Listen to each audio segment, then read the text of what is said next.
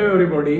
आज आपके समक्ष एक वही विषय पहले से चला आ रहा है, जैसे कोरोना काल में किसकी क्या गलती, क्या हुआ, गांव में इस वक्त क्या हो रहा है, बहुत परिस्थितियां हमारी। मैंने मई महीने में एक वीडियो डाला था जिसमें बताया था कि परिस्थितियां कैसे भयावह हो जाएंगी, कि हमारा ये मई की शुरुआत में मैंने डाला था कि हमारे ये कैसी भयावह परिस्थितियां हो सकती हैं। आप देख लीजिए, आज जैसे भी तारीख 15-16 तारीख हुई है, 16 तारीख हुई है, तो कैसे ये गति बढ़ रही है, गांव में हमारा क्या हाल हो रहा है। और जो ब्लैक फंगस के लिए इक्विपमेंट्स मार्केट में आ रहे हैं, हर शहरों में ऐसी रिपोर्ट्स आ रही हैं, चाहे बॉम्बे है, दिल्ली है, लुधियाना है, अमृतसर है, चंडीगढ़ है, सब जगह से, कुछ एमपी में भी और भी कई जगह पर केसेस ऐसे बढ़ रहे हैं। तो मेरी अगर जो आपको वीडियो अच्छा लगता है तो आप इसको इसलिए भी आप सब्सक्राइब कीजिए कि कल को हमने इसको ग्रीन अर्थ के ऊपर एक बहुत बड़ा हम प्रोजेक्ट करना चाहते हैं, पीपल के वृक्ष लगाना चाहते हैं। इसको मैक्सिमम आप शेयर कीजिए और कमेंट्स डालिए। धन्यवाद। मैं दो पंक्ति में बताने का प्रयास करता हूं कि कवि कैसे अपने विचारों को रख देता है, समाज में क्या हो रहा है उसकी मतगणना लगाकर पूरा हिसाब किताब जोड़ तोड़ पूरा निचोड़ कर अब बता देता है। दो पंक्ति आपके सामने मैं रखता हूं कि पहले एक यहाँ पर प्रोड्यूसर हुए जिन्होंने एक पिक्चर बनाई थी, राम तेरी गंगा मैली हो गई। राज कपूर साहब बहुत मशहूर हुए फिल्म स्टार। वो पिक्चर तब बनी थी, समझ में अब आ रहा है, पिक्चर बहुत साल पहले बनी, अब समझ में आ रहा है कि सच में राम तेरी गंगा मैली हो गई। जिन लोगों के द्वारा हुई वो भी इसमें सिद्ध होते हैं। आप देखिए मैं इसको कैसे बताने का प्रयास करता हूं कि राम तेरी गंगा मैली हो गई, पापियों के पाप धोते धोते, जेई और बोर्ड की परीक्षा को आगे कराकर, स्वार्थ की राजनीति से प्रेरणा पाकर इन्होंने इलेक्शन अपने समय पर करवाया है। ठीक है ना जी, इन्होंने जो भी राजनेता हुए, इन्होंने जो इलेक्शंस हैं वो अपने समय पर करवाया है।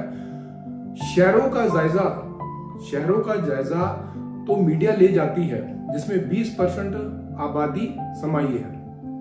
80% आबादी का तो जनसमूह गांव में समाया है। कोरोना काल ने अब गांव में अपना जाल बिछाया है। तैरते शवों ने भी गंगा को अब अपवित्र उसने बनाया है। दूसरी लहर के लिए कोई राष्ट्रनीति ना बनाकर उन्होंने सेंट्रल विस्टा के प्रोजेक्ट का परचम उन्होंने लहराया है। अब देख लीजिए, सेंट्रल विस्टा का जो प्रोजेक्ट है उसी के ऊपर ही इन्होंने निरंतर काम किया है।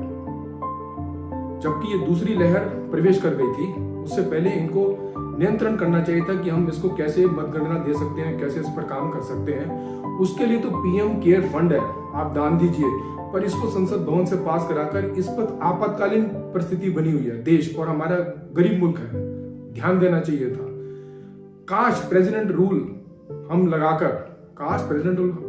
लगाकर भारत में पूर्ण लॉकडाउन कर जाते, भारत को हम पूर्ण लॉकडाउन में कर जाते, तो वैक्सीनेशन की हैवी ड्राइव से भारत को हम कोरोना मुक्त तब कर जाते। तब एक भी दिया ना, जो हमारे दिए बुझ गए हैं, तब इतने दिए ना बुझ पाते और तड़प कर हम ना मर पाते।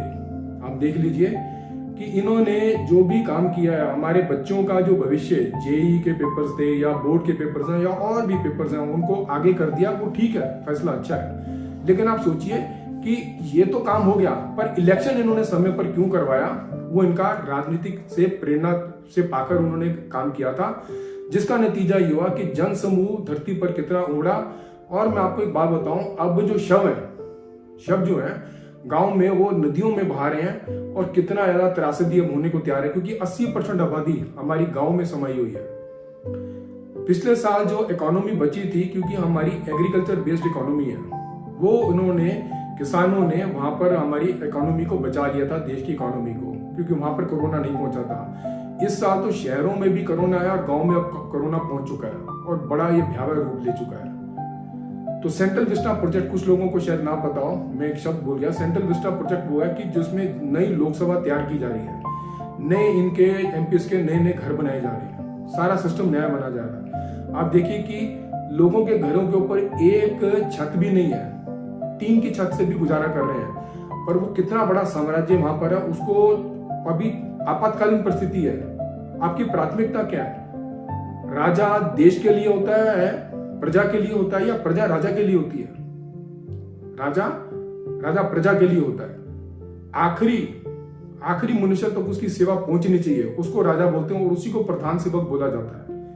ये गलतियां इतनी भयंकर हो रही हैं, इसको रोकना चाहिए और इस पर कार्य करना चाहिए।